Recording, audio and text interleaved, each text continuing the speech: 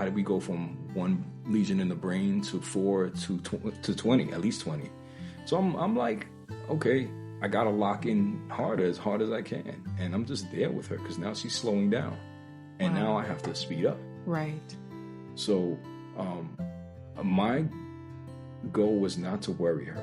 My goal was to be there with her, to comfort her, to let her know that I got you 120, 200%. Right. Just letting her know that I'm there every step of the way.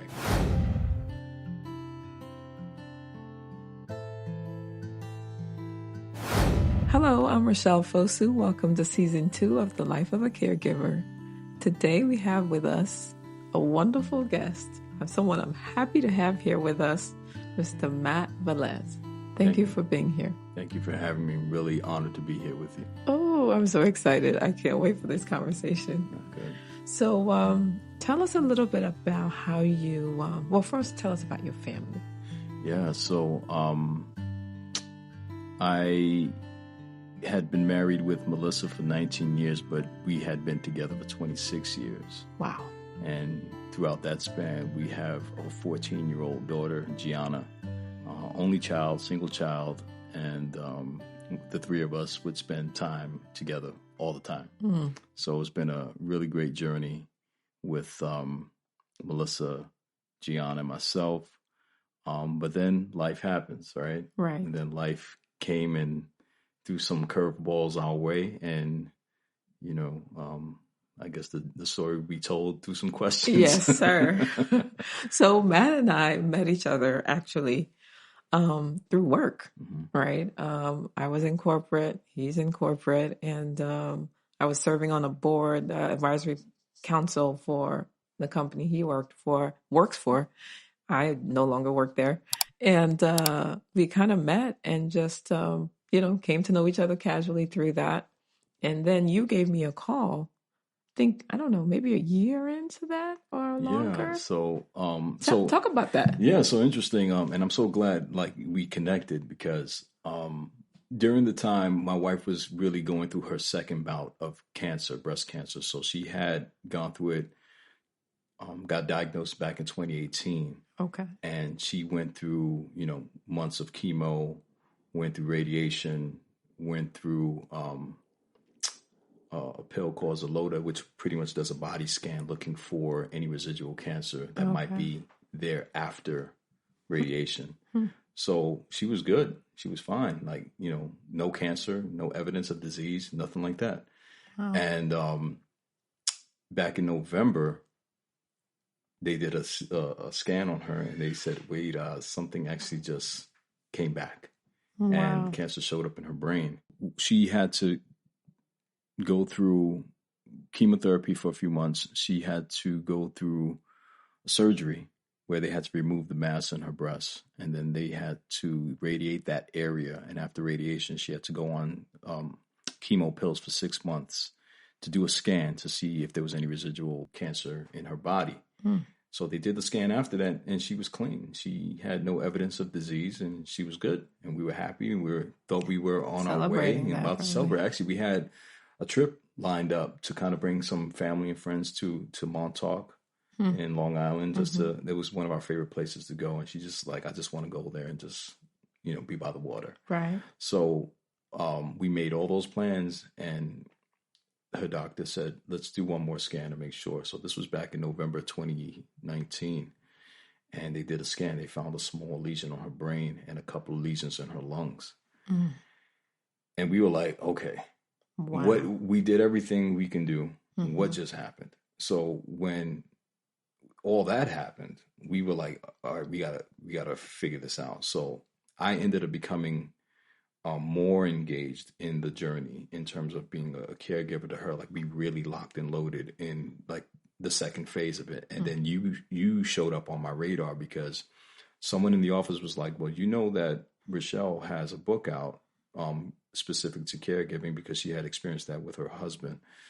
And I was like, really? She goes, yeah, you should call her. And I said, okay, let me reach out to Racheal and find out. So ever since then, you've been a part of the journey with us, and so grateful to have you. Oh, I got you. This is such important work that, once you're in it, you can't fully describe the depth of what's involved. But to kind of know that you're created that platform where now I was able to reach out to you and get some of your knowledge and wisdom and support. Right. It's incredible. Jesus. Thank you. Because it's heavy work. Yeah. But necessary work. Gotta do it. Wow. So so you found out Melissa was ill. You went to now the second round. What did you think at that point? Did you think, you know what, we can still beat this? Yeah. What were your thoughts? You know, Melissa is very, very resilient, extreme. She's the hardest, strongest person I've ever met. I mean, I thought my mom was strong, but when I met Melissa and saw how resilient and so determined and so focused she was on beating it, I mean, we thought we beat it the first time. So we was like, oh, good, she's got this. Right. So when it came back the second time, it was like, what did we do wrong? And then we realized we didn't do anything wrong. We did everything we're supposed to do. Right. So then we go back to the doctors and go, so what are we going to do this time around? And it was kind of the same thing all over again. Well, we're going to do more chemo. And it's like, wait. No. Like Melissa was like, I don't want to do more chemo. There's got to be another way to do this. And if you guys don't have it, I'm going to go find out. So, you know, with her charge, she wanted to look at alternative places. So we looked at places in Mexico, did a lot of research there. We looked in Germany. And then we ended up finding a place in Phoenix, Arizona, in Scottsdale. Okay. And we spoke to a woman that a friend of the family knew who went to this place, and she beat cancer. She had lung cancer and breast cancer and came out of this place clean. Wow. So Melissa was like, I want to go there. I mean, if they're doing it naturally and they're doing it holistically, I want to go there. So that really allowed me to just let Melissa lead the charge because it's her life. Right. But I strapped up with her, like lock and step. Like I was asking questions. I was doing research. I was there 120%, 200%. Right. I know just that. really there with her. So we were very determined to beat this. And we went through the journey, and certain things happened throughout that journey that were very difficult that actually landed her back in the hospital, and things got worse. So let's talk about that a little bit more. Yeah. Like, walk us through, right? You got the diagnosis. You tried the first time. You thought you beat it. Now you're in the second stage, right? So you're trying the alternative route, I'm assuming? Yeah. What happened next? Yeah. So, you know, the first couple of weeks were great. We were excited. She was super excited, really happy to be away from New York. And even for the both of us, we were bonding like husband and wife. Like sometimes, you know, when you're in the city and you're in the family, you're dealing with work, a lot of things can get in the way of marriage and cause some disruption. Right. And then realizing that we needed each other. So when we took that trip to Arizona for her treatment, we really bonded, and the intimacy arose and the connection arose, and like it was all love, and it was all just really fighting for her life and working together. Very, very deep.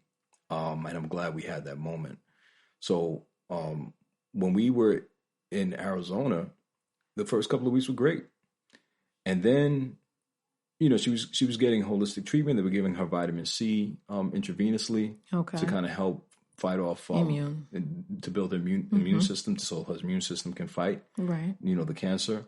But what ended up happening was that the vitamin C caused one of the lesions in her brain to actually expand, and by the expansion of the lesion, it started pressing on the folds of the brain, and then the folds of the brain starts pressing out on like some kind of nerve or something like that. And in the process of doing that, she lost her speech for like, you know, a minute. So she was in the restroom, you know, going to the restroom, and then she just and just tripped out. And she was having a conversation with somebody, and she couldn't get her thoughts out. She couldn't speak, and she was kind of like speaking garbled.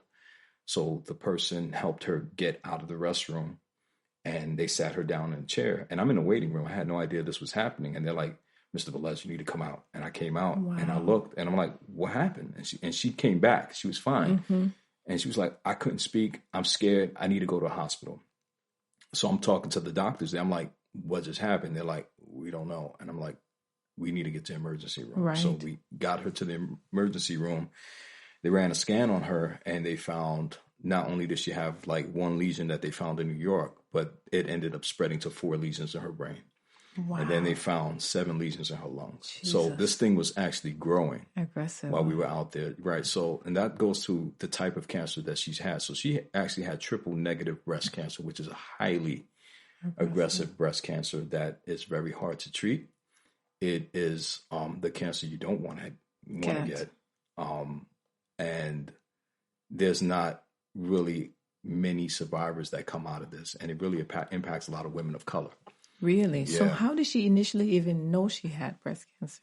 Yeah, she had a bump. She had a lump. She had a lump in her breast that, you know, she would get her mammograms and get treated all the time, you know, regularly. And then one day there was something there that just felt differently to her. And then I saw it and I'm like, that's different. Right. And I think there was some hesitation on her part that she was a little afraid to kind of find out. So she kind of thought maybe if I just leave it alone, it'll go away. Right. But it didn't. And then she had lost her job back in February 2018. And that caused a lot of stress. And when that happened, that thing took off like, whoo, it grew. Really? And she went to her OB/GYN and they looked at her and they said, you need to get to a cancer specialist like right away. So between March, April, in April, we started talking to folks. And then in May of 2018, she got diagnosed with stage 3 triple negative breast cancer. So it was on her left breast and the tumor was still there and it grew, but it actually spread to her lymph nodes. So she had some disease in her lymph nodes. It didn't spread to any organs or anything like that, but that's where it was. So when they did the surgery, they got rid of the lump and they also went in and got rid of some lymph nodes. Okay. So when they completed everything, all the disease was gone. Right. And then when they did the scan, all the disease was gone. But we did a scan at the end of November 2019, and that's where it came back. And it came back with a vengeance. So she's back in New York and she's wheezing now. Now she's kind of going through chest situations and it almost sounds like asthma and she's short of breath and, you know, it ends up becoming another concern. Wow. So while we're back in New York, the doctors are saying, okay, let's do another scan on her brain just to make sure that the 4 that they did in Arizona is good and nothing came back. So now we're in New York and they do a scan on her brain and the doctor's like, you have at least 20 lesions in your brain. What? So we still can't do the lungs yet. Right. We now have to go back and work on the brain. And what they did in Arizona was called focal radiation, where they zap the tumors. This time they couldn't do that. There was too many. Right. So they have to do what they call whole brain radiation. So just think of your whole brain getting fried. Right. So the process of doing that was a 2-week journey where every day for about 20 minutes, they zapped your brain. And you lose some not motor skills, more like cognitive skills. Some of your thinking starts to slow down, so your reflexes and things start slowing down, and now you're looking like you're spaced out all the time. So so let's stop right here. Yeah. How are you feeling at this point? How are you, the caregiver, feeling at this point? You're like, I can't believe it. Just in total shock, right? I can't believe it. I'm just like, we have done everything we thought was right. You know, we went through a year of chemo and treatment and surgery and radiation, and you're thinking you're good. And she looks great. I mean, if I showed you pictures of her, she looked amazing when she was coming out of that first round. And then coming back into the second round, it was like, okay, the alternative treatment thing didn't work. And now she's back getting whole brain radiation. I'm like, we're just going through this journey. And how do we go from 1 lesion in the brain to 4 to 20, at least 20? So I'm like, okay, I got to lock in as hard as I can. And I'm just there with her because now she's slowing down. And now I have to speed up. Right. So my goal was not to worry her. My goal was to be there with her, to comfort her, to let her know that I got you 120, 200%. Right. Just letting her know that I'm there every step of the way. And I was asking all the questions that she couldn't ask. And she was relentless about researching. She was relentless about asking questions. So when she really couldn't do it as well as she wanted to, I just did what I knew she would want. Okay. So I was her brain. So you became her mouthpiece, like her researcher and her mouthpiece. Mm-hmm. Wow. Yeah, very, very difficult time. So she ends up getting whole brain radiation. She starts to slow down, and in 2 weeks she has to recover. Still not dealing with the lungs. Right.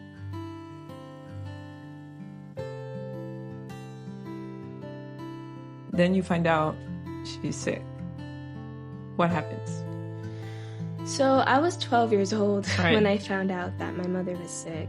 It was May of 2018. I was just finishing 7th grade, and at that point, everything was normal in my life. That day that I found out, my parents both worked late shifts, so I had to go to an after-school program in my middle school, and so I would come home around like 5, 6 o'clock, took the train home, and when I got in, like, my house, like, my parents are all about bright things. They love, like, music, they love colors, they love, like, everything in the house just needs to be vibrant. That day, I noticed it was the complete opposite of that. It was dark. Almost all the lights were off in the house, and I'm like, is anyone even home? Because I was just like, this never happens. And so I'm like, hello, and then no one responded at first, and then I noticed my parents' bedroom light was on, so I'm like, oh, so they are home.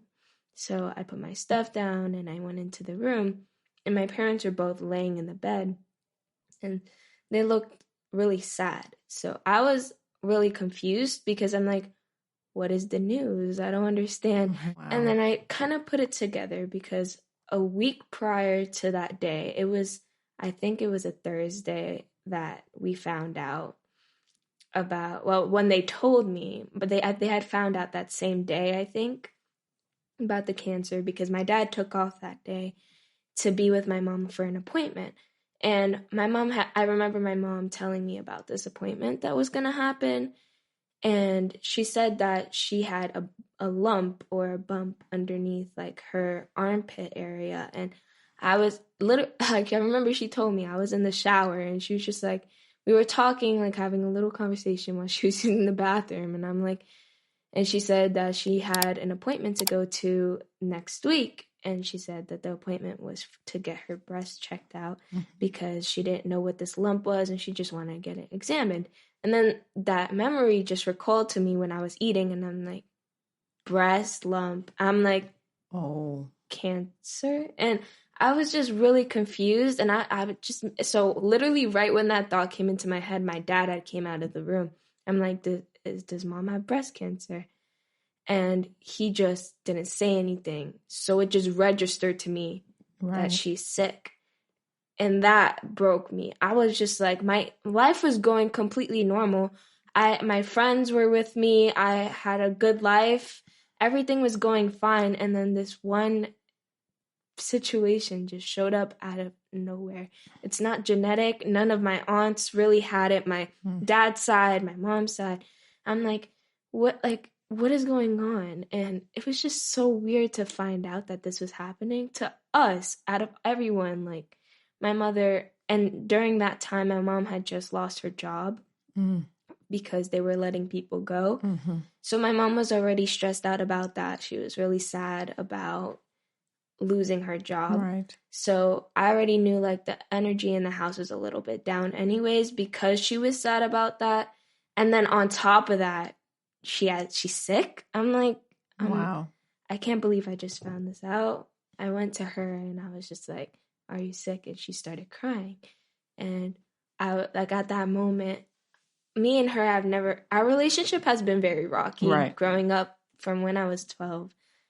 And I'm just like, I want to put that all aside and I need to be a good daughter for her. So I'm just like, I apologized and I'm like, I'm so sorry for acting out and being the way I was. I never meant it. I love you so much. I'm always going to be here for you. I was just bawling and I was just saying things because I just didn't want to lose her. Because immediately when I thought of cancer, I thought of it as a death sentence. I'm like, oh my God, is she going to die? I'm scared. And I didn't understand what cancer was because I never really had to think about it. It's not like my grandma had it. It's not like anyone I had, like, who was close to me had it. So I didn't think that my mom would end up being the one that had the cancer. And it was just so much to take in, and go back to school and have to be like, my mom is sick. You're probably like, not only is my mom sick, my entire world is changing, right? All at once. And that, again, comes with, people don't realize it, but that comes with like a major diagnosis like this. And like your family literally gets torn into pieces, and you got to kind of figure out how to put the pieces back together, if you'll ever put it back together, but it will never be the same.